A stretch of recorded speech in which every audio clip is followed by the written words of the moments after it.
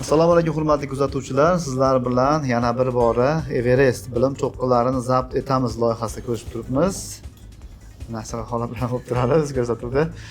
Xo'p, bu safargi ishtirokchimiz Umidaxon Bekmirzayeva o'z omadini sinab ko'radi. 10 tadan 10 ta topaman, 10-pog'onaga chiqib, bugun g'olib bo'laman deb niyat bilan kelgan. Demak, Umidaxon shartlar bilan tanishsiz. Shunday bo'lsa ham bir qator eslatib o'taman. Sizni qarshingizda 12 ta shart bor. Shulardan birini tanlaysiz. Shundan ko'rsatuv boshlanadi. Agar savolli loyiha bo'ladigan bo'lsa, savolni beramiz yoki bir pog'ona oldinga, bir pog'ona orqaga bo'ladigan bo'lsa, shunga qarab davom etamiz.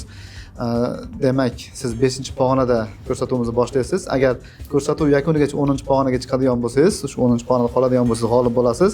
Agar undan past bo'ladigan bo'lsa ham, siz navbatdagi mag'lublarimizdan biri bo'lasiz. O'tgan safargi sonimizda mashinacha qoldi g'olib bo'lishiga. Bitta savolga to'g'ri javob berganda ishtirokchimiz o'zingiz o'rtog'ingiz g'olib bo'lar edi. Demak, biz kuzatuvchilarimizga iltimos qilamiz. Loyihalarimizda ishtirok etmoqchi bo'lsa, quyidagi manzillarga murojaat qilishlari mumkin. Bundan tashqari bizni qo'llab-quvvatlash uchun izohlarda o'z fikrlarini qoldirishsin.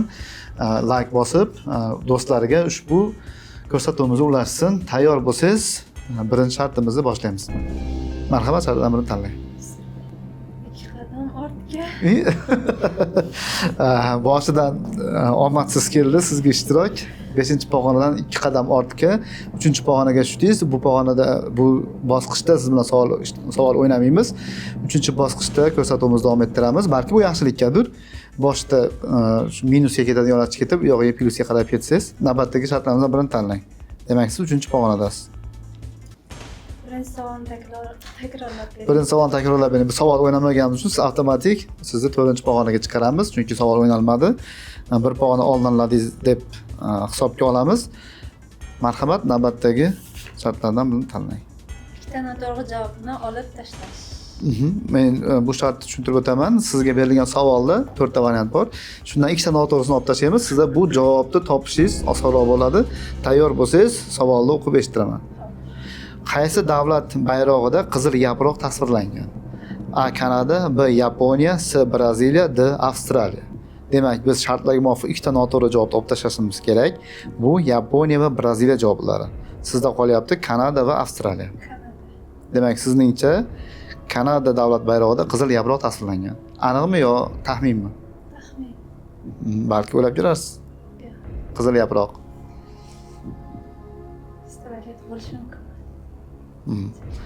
Demak, siz 2 ta noto'g'ri javobni olib tashlaganimizdan keyin javobni to'g'ri berdingiz. Haqiqatda ham Kanada bayrog'ida qizil yaproq tasvirlangan. Siz 5-pog'onaga yana qayta ko'tarildingiz. Marhamat, shartlardan birini tanlang.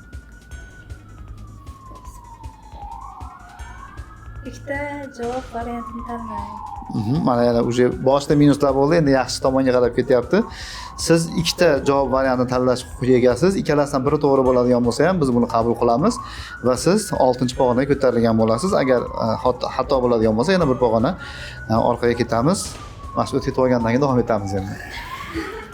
Demak, savol: qaysi olim gravitatsiya qonunini kashf qilgan? A. Nikola Tesla, B. Isaac Newton, C. Albert Einstein, D. Galileo Galilei. Siz demak shartimizga muvofiq 2 ta variantda tanlashingiz mumkin. Ikkalasidan biri to'g'ri bo'ladigan bo'lsa, siz 6-pog'onaga ko'tarilasiz. Demak, qaysi olim gravitatsiya qonunini kashf qilgan? Nikola Tesla, Isaac Newton, Albert Einstein, Galileo Galilei. A bilan C. Demak, Nikola Tesla yoki Albert Einstein bu nimani kashf qilgan. Javobingizni qabul qildik. Demak, siz 2 ta javob variantini tanlash huquqiga ega edingiz. Bu sizga o'ziga xos yutuq berish kerak edi, lekin afsuski bu Isaac Newton edi. Siz noto'g'ri javob berdingiz. Juda ham oddiy savol. Gravitatsiya bu tortishish qonuni. Boshiga olma tushgan deydi-yu. Shuni eslash kerak edi. Marhamat, demak siz 4-pog'onaga tushdingiz. Navbatdagi shartlarimizdan birini tanlang.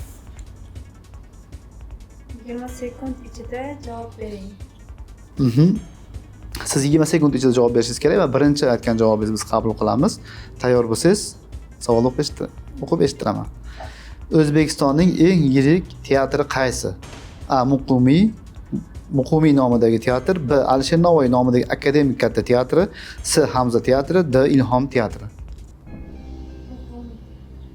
Demak, sizningcha O'zbekistonning eng yirik teatri, umumiy nomidagi teatr. Siz bu javobni qabul qilishga majburmiz, chunki 20 sekund ichida javob berishingiz kerak edi.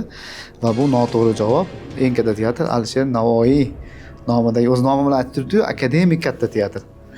Shuni e'tibor berish kerak. Siz demak 3-pog'onaga tushdingiz. Navbatdagi shartlarimizdan birini tanlang. Javob noto'g'ri bo'lsa ham to'g'ri deb qabul qilish. Bu degan 4-pog'onaga chiqdingiz degani, bu noto'g'ri javob bersangiz ham biz javob to'g'ri deb qabul qilishga majburmiz. Demak, biz sizga savolni o'qib eshittiramiz. Qiyinroq savolni o'qib beraman. Noto'g'ri javob bersangiz ham to'g'ri deb qabul qilish uchun oson savolni o'tib ketamiz. Demak, internetdagi uz domeni bor-ku, misol uchun kun.uz, daryo.uz deb qo'yamiz. Uz domeni qaysi yilda joriy qilingan? A 1992, B 1995, C 1997, D 2000-yilda. 97-yilda joriy qilingan. Shartimiz nima edi? Noto'g'ri bo'lsa ham to'g'ri deb qabul qilamiz. O'zi aslida 97-yilda, 92-yilda joriy qilingan, lekin siz noto'g'ri javobingizni to'g'ri deb qabul qilgan holatda 4-pog'onaga chiqaramiz sizni. Marhamat, shartlardan birini tanlang. Qo'ng'iroq qilish. Qo'ng'iroq qilish imkoniyati, siz bundan foydalanishingiz ham, foydalanmasligingiz ham mumkin. Agar savolni javobini o'zingiz biladigan bo'lsangiz, bemalol qo'ng'iroq qilmasdan javob berishingiz mumkin. Agar savolni javobiga qiynaladigan bo'lsangiz, kimgadir qo'ng'iroq qilib yordam so'rashingiz mumkin. Mayli, zaldan ham yordam qilamiz, sheriklardan ham yordam so'rash imkoniyatini qilamiz telefon qilgandan ko'ra. Aqlliroq do'stim bor. Aqlliroq do'stim. ChatGPTmi? Xo'p. Bo'lmasa kimyoni biladigan do'stingiz bormi? Bo'lmasa shu odamni bezovta qilishimiz mumkin. Qaysi metal eng yengil metal hisoblanadi? A alyuminiy, B litiy, C magniy, D titan. Xohlasangiz mana sheriklardan yordam olishingiz mumkin. Agar yo'q, telefon qilaman desangiz, marhamat 1 daqiqa vaqt beramiz. Telefon. Mayli. Osonda qoladi. Kimyo o'qituvchisiga qiling. Biz rahmatlarimizni yetkazib berishni bilmaganingizga.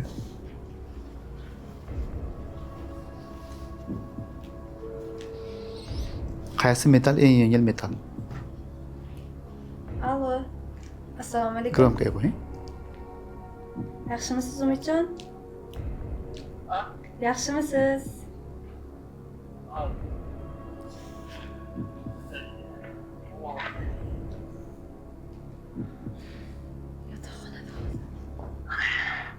Alo. Tezroq. Qaysi metal eng yengil metal hisoblanadi? Qaysi metal eng yengil metal hisoblanadi? Bilasizmi? Yo'q, alyuminiy, litiy, magniy, titan qaysi biri? Alyuminiy, litiy, magniy, titan. Litiy? Rahmat. Chiqqandan keyin rahmat aytib bersanglar boshqatdan. Bu to'g'ri javob edi.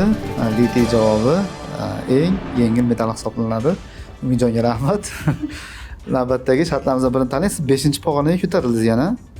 Maxsus savol. Maxsus savol. Bu savolda hech qanday variant yo'q, lekin u darajada qiyin savol emas. Adabiyot yaxshi ko'raman dedingiz, har holda bilaman dedingiz. Yulduz Zeytunlar asarini kim yozgan? Nima edi? Variant yo'q-a? Yo'q. Oson savol.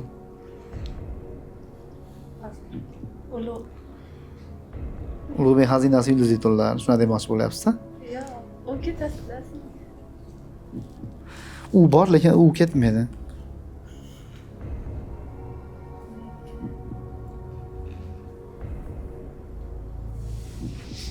Yulduz Zeytunlari Boburga bag'ishlab yozilgan asar.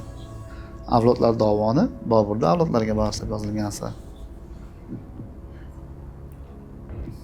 Bilmadim, lekin Taxminan Said Ahmadmi, O'tkir Hoshimmi deb qo'ying endi. yo'q, O'tkir Hoshimov. Bitta taxmin ayting. Yo'q, men topishga harakat qilib ko'raman, chunki men bu o'qigan edimda. O'qigansangiz. Militsiya katta tushuvdi ya. Marhamat, vaqtimiz ketyapti.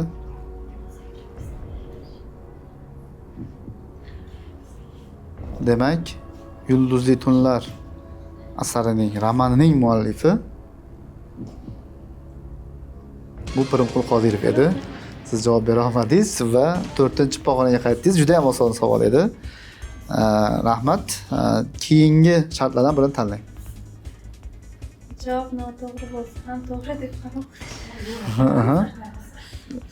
Shunaqa javob noto'g'ri bo'lsa ham biz to'g'ri deb qabul qilamiz ushbu shartga muvofiq. Demak, bunga ham qiyinroq savol beraman, chunki noto'g'ri bo'lsa ham to'g'ri deb qabul qilishimiz kerak-ku. Futbolni tushunmayman, bilmayman dedingiz. Real bilan. Futbol bo'yicha savol beramiz. Birinchi marta futbol bo'yicha jahon chempionati qaysi davlatda o'tkazilgan? Birinchi jahon chempionati. A. Braziliya, B. Italiya, C. Urugvay, D. Germaniya. Siz noto'g'ri bo'lsa ham to'g'ri deb qabul qilamiz javobingizni. To'g'ri deb qabul qilamiz. O'zi aslida Urugvay davlatida birinchi jahon chempionati o'tkazilgan, lekin sizni javobingiz noto'g'ri bo'lsa ham shartlarimizga muvofiq to'g'ri deb qabul qilishimiz kerak. Siz yana 5-pog'onadasiz. Shartlarimizdan birini tanlang. Savolga noto'g'ri javob bering. Tushunarli. Menimcha, agar to'g'ri javob berib qo'ysangiz, bu xato hisoblanadi. Noto'g'ri javob berishingiz kerak. Tayyor bo'lsangiz, savolni o'qib eshittiraman. Qaysi shahar abadiy shahar nomi bilan mashhur? Ya'ni uni abadiy shahar deyishadi. A. Rim, B. Afina, C. Qohira, D. Parij. Siz noto'g'ri javob berishingiz kerak bizga. Demak, sizningcha abadiy shahar emas, bu Qohira. Ha. Chunki siz noto'g'ri javob berishingiz kerak-ku. To'g'rimi? Chalg'itmayapmanmi? Balki o'ylab kirasiz. Demak, sizning javobingiz Qohira bu abadiy shahar emas. Javobingizni qabul qilamiz. Demak, abadiy shahar nomi bilan mashhur bo'lgan shahar bu Rim edi. Siz noto'g'ri javob berdingiz. Biz noto'g'ri javobingizni qabul qilib, sizni 6-pog'onaga chiqqaningiz bilan tabriklaymiz. Marhamat, shartlarimizdan birini tanlang. Bir qadam oldinga. 7-pog'onaga chiqdingiz va sizda oxirgi shart qoldi. Marhamat. Ikki barobar xavf. 2 barobar xavf. Bu sizni ko'rsatuvimiz rekordiga takrorlash imkoniyatini beradi. Ya'ni 9-pog'onaga chiqib ko'rsatuvimizni yakunlashingiz mumkin yoki 5-pog'onada yakunlashingiz mumkin. Ya'ni har bitta javob uchun hozir to'g'ri javob bersangiz 2 ball, oldinga 2 qadam oldinga, noto'g'ri javob beradigan bo'lsangiz 2 qadam orqaga ketadi. Tayyor bo'lsangiz, savol o'qib eshittiraman. Murakkab bo'lmagan oson savol, menimcha mening uchun shunaqa. Qaysi mamlakat lolalar mamlakat deb ataladi? A. Turkiya, B. Niderlandiya, C. Eron, D. Germaniya. Niderlandiya. Nima qaydan bilasiz? Ko'rganman. Ko'rgansiz. Demak, sizni tabriklayman. 9-pog'ona bilan ko'rsatuvimizni yakunladingiz. Qalay ekan, yoqdimi savollar? Juda ham go'zal. Marhamat, ko'rsatuv haqida kuzatuvchilarimizga fikrlaringiz. Shu yerga kelib o'z omadingizni sinab ko'rishni maslahat beraman, chunki o'z omadingiz, o'qishda, faoliyatingiz haqida juda ko'p tushunchaga ega bo'lasiz. Hurmatli kuzatuvchilar, bizning loyihalarimizni qo'llab-quvvatlaysiz degan umiddamiz. Buning uchun izohlarda o'z fikrlaringizni qoldiring. Ushbu loyihada ishtirok etmoqchi bo'lganlar quyidagi manzillarga murojaat qilish mumkin. Hozirgacha bizning g'olibimiz aniqlanmadi, balki siz ushbu ko'rsatuvimiz birinchi g'olibi bo'lishingiz mumkin. Buning uchun sizni studiyamizda kutamiz. Buguncha shular. Keyingi darslarda ko'rishguncha.